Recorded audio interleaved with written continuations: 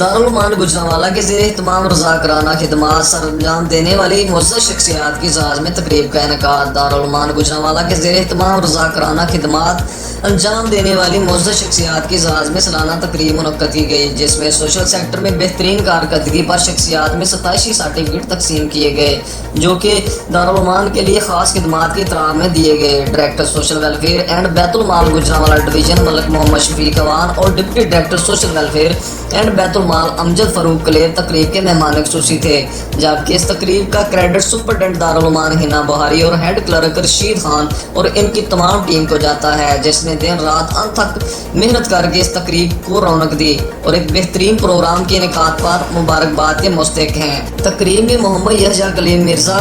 Chief editor weekly اسحاق، خواجہ شجاع اللہ میر جمیل، شیخ مشتاق، حاجی انور، راشدہ امان اللہ، میاں فضل الرحمان، مس Farida,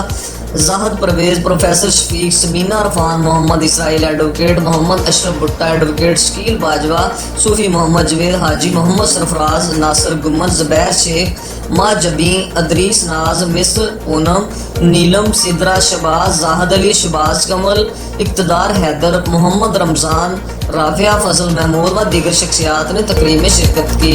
director social welfare and Bait ul-Mal Malik Muhammad Shafiq Awan, deputy director social welfare and Bait ul-Mal Amjad Farooq clear اور superintendent دارالعلومان ہنا بہاری نے رضاکارانہ خدمات انجام دینے والوں میں تعریفی اسناد تقسیم کی اور ان کی خدمات کو خراج تحسین پیش کیا۔